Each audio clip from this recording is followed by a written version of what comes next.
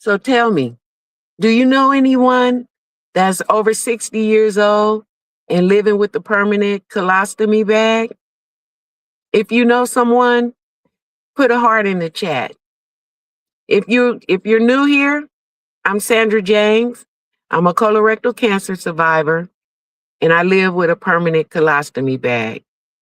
No one could have ever told me that I was going to be in this position. If you had told me that, I wouldn't have ever believed it. Despite the knowledge and the understanding that cancer is a very prevalent thing and people come about cancer all the time, but still we never think that it's going to be us.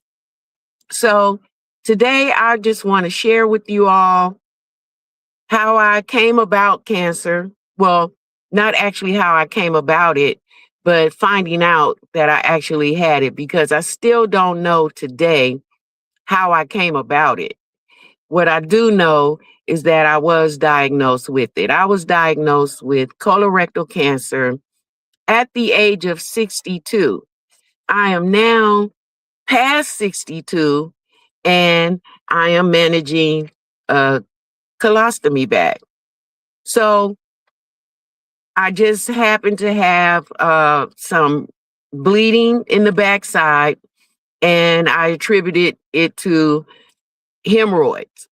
I've had hemorrhoids for a while, so when I would have occasional spotting, I knew it was just hemorrhoids. So I never thought anything about it being cancer. But as it turned out, I was diagnosed with colorectal cancer, specifically rectal cancer. And my thought was, okay, I got it. You know, it was very confusing and very disheartening to hear the news in the very beginning. But after I've gone through those emotions, I was like, okay, let's go. Just take it out. But as it turned out, it wasn't that simple to just take it out. What needed to happen was a course of treatment, which entailed radiation, chemotherapy pills, and chemotherapy by infusion. Forgive me for the plane that's passing by. I'm in an area near the airport, so I'm sorry about that. I had no idea that there was going to be a course of treatment. Now, of course, we know of other people. Hey, Grant, welcome in. Happy Saturday to you. Of course, we know that a lot of people who have gone through or who contracted breast cancer or cancer in um, the vital parts, you know, like uterus cancer or something in the women's area down there. So we know that, and we know that people have gone through radiation and chemotherapy. I still didn't think that was going to be me. I thought that I would be able to just go ahead and have the surgery and get it out. And I was just totally dismayed to discover that there was going to be and had to be a course of treatment before I could even think about having the tumor removed from my rectum. So as it turned out, I went through a course of radiation treatment 5 days a week, 15-minute sessions for 25 sessions, coupled with a chemotherapy pill called Xeloda. And after that, radiation, getting through radiation, which was the most excruciating part of the entire process, because I've shared this before and I'm going to say it again. When I got to a certain phase in the uh, radiation treatment, when I got to a certain phase in there, going to the bathroom was just the most excruciating and horrible thing. It felt like I was passing broken glass. Made me feel like I didn't want to eat because I did not want to go to the bathroom because I did not want to experience that pain. And it was so horrible that I had thoughts of unalive. And this is real talk. This is honesty. This is truth. And that's what it was. I wanted to just end it all because I didn't think that I would be able to make it through that process. And I thought not being here at that time was better than going through that sort of pain. Welcome in, Tess Mar. Welcome in. Happy Saturday to you. So that was the thing. But I did make it through with the help of different solutions and sitz baths and tucks and witch hazel and all baking soda, all sorts of things that I could make a solution out of and sit inside of it to help soothe the pain. So I got through that. I was able to ring the bell, and then I had to go into chemotherapy. And in the course of going through chemotherapy, hi, Carol, welcome in. Happy Saturday to you. And happy Sunday if it's already Sunday in Australia. So I had to do this chemotherapy, and I started the chemotherapy. And after the first session, I ended up in the hospital because I contracted C. diff. And so I had to sit in the hospital for a few days and get the antibiotics and pain medication for that. And then even with the chemotherapy, I wasn't even able to have a port placed in my chest, which would have made the medication go easier into my body. I had to do IV instead, which was very taxing and traumatizing on my veins. I mean, absolute fire. It was just felt like they were infusing me with fire. Welcome in to you, Di James. Are amazing. Something J amazing. I'm sorry that I'm messing your handle up. Yes, I do see you in the chat, but I am messing up your name and I apologize for that. But welcome in to you and happy Saturday. So they were infusing me with the chemotherapy medication through my veins opposed to a port in my chest. And it was absolutely painful. It felt like fire going through for hours. So they were putting on in the vein area, they were putting on ice packs. But there was a thing called uh, gloves, cold gloves or ice gloves and ice shoes or socks or something like that, that I was not privy to that information during the time. Had I known about it, I would have been able to use that, and that would have prevented me from getting neuropathy, which is a whole different ball game and a whole different conversation. Welcome in, Nathan. Happy Saturday to you. So that was a whole different conversation. So I made it through the chemotherapy, which was only 4 sessions, but it took forever because I had actually 2 hospitalizations in between that, which held up the chemotherapy sessions. So after I gotten through, then it was preparation time for the surgery. And so for those of you who are coming in and you're here for the first time, I'm Sandra James. I'm a colorectal cancer survivor, and I live with a permanent colostomy bag. So welcome in. I'm sharing the story of the process that I went through when I was going through the treatment and getting prepared to receive the surgery that would end in me having this permanent colostomy bag. So that's where we are. So I'm preparing for the surgery. Um, when the doctor talked to me about it, when my surgeon talked to me about it, she termed it the big surgery. So I come in for an appointment and she says to me, "Are you ready for the big surgery?" And I'm like, "The big surgery? What is that? Aren't we just gonna have a surgery, remove this tumor from my rectum and be done with it?" And she explained that in order to get the tumor out, I would have to have a permanent colostomy bag and not a temporary one. It had to be, once that surgery was conducted, it was the colostomy bag for the rest of my life.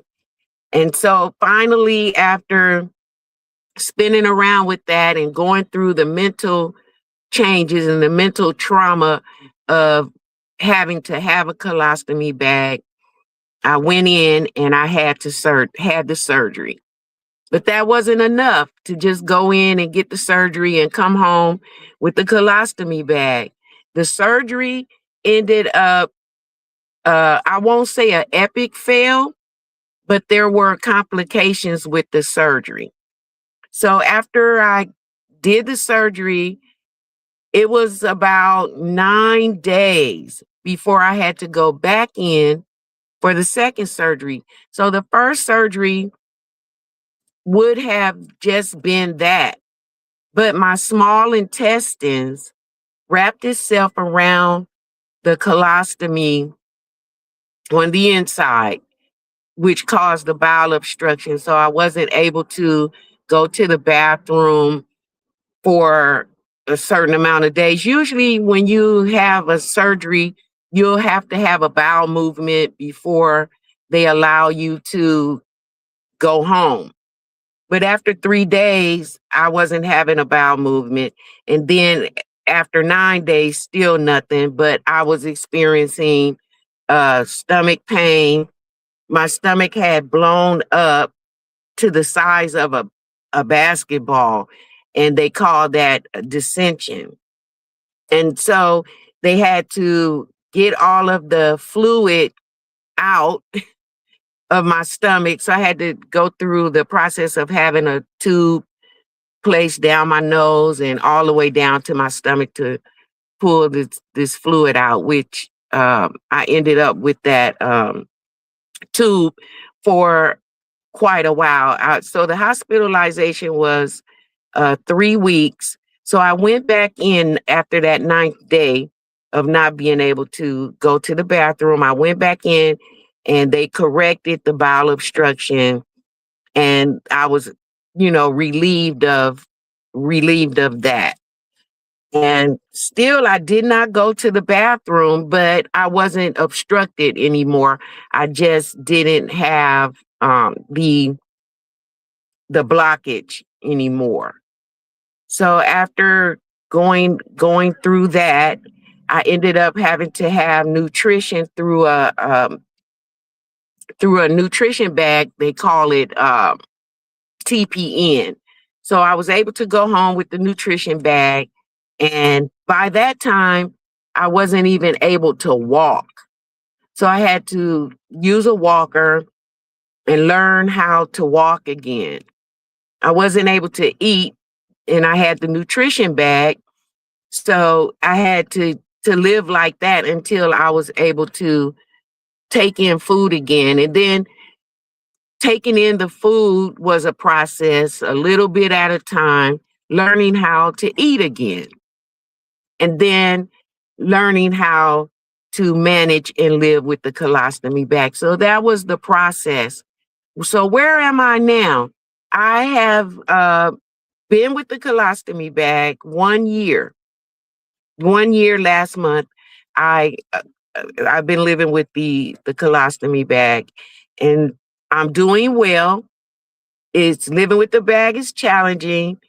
I have to schedule everything, even schedule my movements. If I'm going to go on a date with my husband, or if I'm going to go to an event, if I'm going to go to a party, if I'm going to go wherever I'm going, I have to schedule how I go to the bathroom to prevent having a bowel movement, even though I have the bag, having a bowel movement away from home. So that, and because of that, I have to always carry supplies with me so that wherever I am, I'm able to make a change if I need to. So life with the colostomy bag is not as bad as it may sound. It's not as bad as it may seem, but it does have challenges. And sometimes you just don't know when, even after a year, and I basically kind of know what my going to the bathroom schedule is going to be, but sometimes I still do not know, and it can happen at any time. So preparation is very important. Welcome in. If you are here in the chat or if you're in the bushes, please hit the like button. I would greatly appreciate it if you would hit the like button while you're in. And welcome in to Living It with Sandra James. I'm a colorectal cancer survivor. I live with a permanent colostomy bag, and welcome in. So it's a matter of timing for me. My life is all about timing so far as the colostomy bag is concerned. I am in the park actually right now, sitting in my car, chatting with you, but I have my bag with all the essentials that I may need should I need to change my bag while I'm here sitting in the car in the park. And so there's some changes in the way I eat, certain foods that I cannot eat anymore because of the potential for a blockage. And those certain foods are some colostomates eat nuts. I do not eat nuts, but they can, if they're not chewed well, they could cause a blockage in the stomach. Also, foods like corn and pineapple, if not chewed well, the corn is a no-no. Popcorn is a no-no, period, because they could absolutely cause a blockage. And pineapples are a little harder to digest. So I stay away from those foods, and I can basically eat outside of those things anything I want. And then there are certain foods that will cause gas. Gas is okay with me as long as it doesn't become trapped. You know, if you've ever had gas pains before or trapped gas, you know how painful that can be. So, it's just certain things that I stay away from so far as food, and I manage what I eat, and whatever I do eat, I chew really well. And I'm wiping because it is hot, and I'm sorry about that, but it is hot, and so I'm sweating a little bit.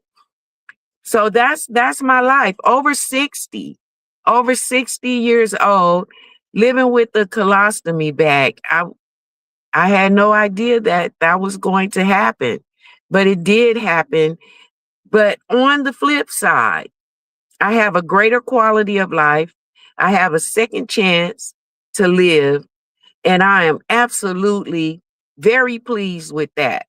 I had to give up some things in order to have a greater quality of life, and meaning because of this APR surgery, abdominal perineal resection surgery, I had to have my rectum removed and my sigmoid colon removed and my anus sewn shut. So now my large intestine is rerouted and brought through the abdominal wall, the wall of my stomach, and I go to the bathroom that way. And that's what it is. Over 60.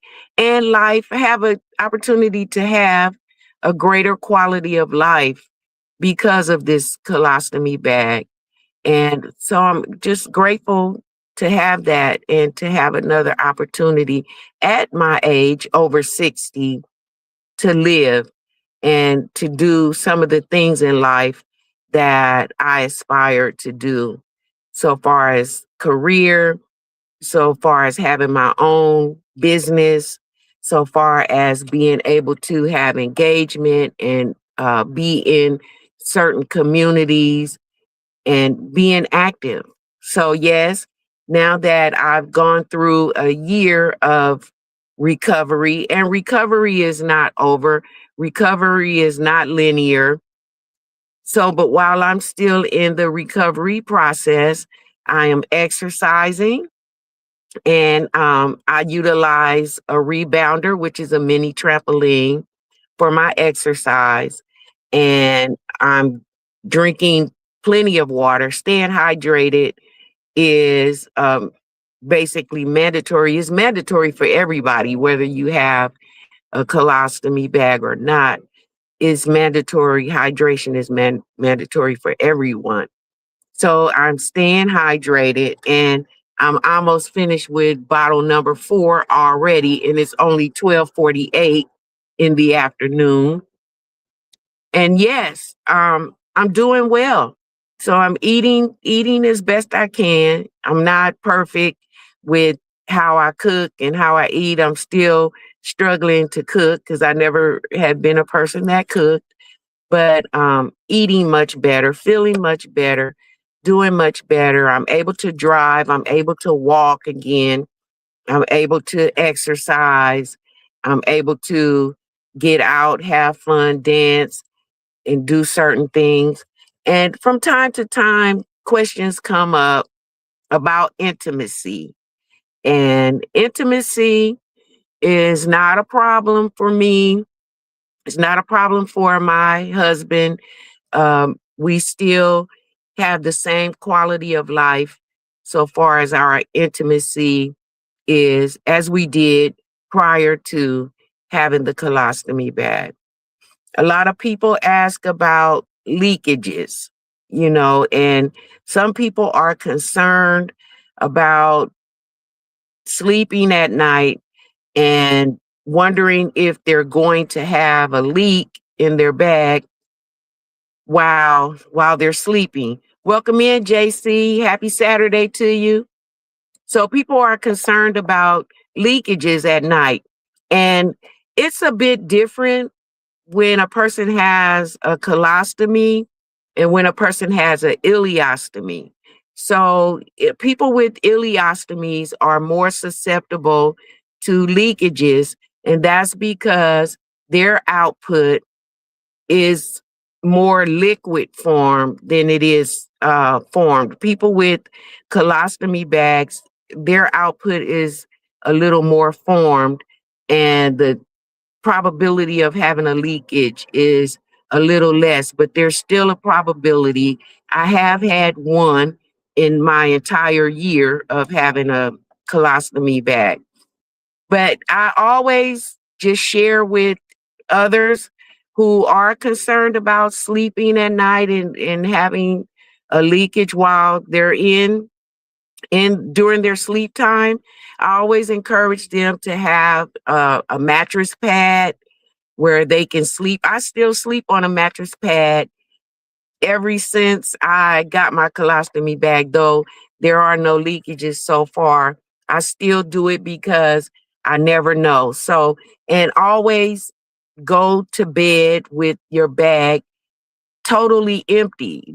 I advise, and I'm not a medical professional, but I advise that you change your bag or empty your bag before you go to bed at night, and maybe stop your food and drink intake around depending on what time you go to bed, but maybe within a 2-hour window to cut off all fluid and all food so that you'll have an opportunity after that last time you ate and drank to have output and to go, to go to the bathroom before you change your bag. So that's a practice that I do, and it has been working for me. So far, so good with the leakage, no leakages, and changing your bag in my case, I change my bag, my entire appliances every 3 days. So after 3 days, if my wafer is still intact, I change it, even though it's still intact, I change it on that fourth day. If I need to change or empty, I prefer doing a partial bag change in between those 2, 3, 4 days. And so I will remove, it's a bee in my car. Oh my God. I will remove um my pouch and clean the landing and put on a fresh pouch opposed to removing the entire wafer. And then on that fourth day, I remove the wafer and then I shower without my appliances, just me and the stoma in the shower before I put on a fresh bag. And that has worked for me. And even if I have output right now, because I went to breakfast earlier this morning with my husband. I had breakfast, but I hadn't been home since then. So I've been running errands. I may have some output any minute, because it's well over time. But if that should happen, I have my ostomy supplies right here in the car with me, and I can make the change right here while I'm sitting in my car, which is a great benefit to having an ostomy and having to go to the bathroom when you're out in public. So I don't have to worry about finding a restroom, a public restroom at this point. Welcome in the weight of me. Good to see you. Happy Easter on tomorrow. Unless you are in in a country where it is already Sunday morning. Welcome in. Good to see you. I am almost to the 30-minute mark, and I'm going to be landing the plane shortly. But it is good to see you guys. And I was just sharing earlier. Oh, you're in Indiana. I'm sorry, Indiana. Okay, so you're still in today, in Saturday. Yes. So I was just sharing a little earlier of the process that I went through of getting diagnosed, going through treatment, going through the surgery, going through the bowel obstruction, and having yet another surgery, and then not being able to walk for a certain amount of time and not being able to eat for, I didn't eat for like 2 months because of the nutrition bag. I just didn't want to miss you with the wishes. Yes, yes. But thank you for that and happy Easter to you. So going through all of that, I had to learn how to walk again, had to learn how to reintroduce food and how to eat, what to eat, and welcome in Aether, Aether Mind US. Welcome in. Happy Saturday to you. And if I did not say your handle right, I apologize for that. And thank you so much for being a big fan. I appreciate you. So you guys, yes, I was just sharing the entire process and how being over the age of 60, I still never thought that cancer would happen to me. We never think that, even though we understand and we know the probability of that. We just never know what's going to happen. And cancer is no respecter of person. And I was sharing that how and why I needed to have a permanent colostomy bag, which of course was because the only way to get the tumor out of my rectum was to take everything else with it. So I now have what they call a Barbie butt, and I'm fine with that. I am so happy to have had an opportunity for a second chance at life and to live life fully over 60 and having a greater quality of life. You know, I'm blessed about that. I'm happy about that. And living with the ostomy, it does have its challenges, but not the type of challenges that my life had prior to getting the colostomy. So that's my story. And I will be doing another video sharing more about what I shared today and the process that I went through before being in recovery where I am now. And I want to thank you guys for being here on this great Saturday. I wish you all a happy Easter on tomorrow. Happy resurrection.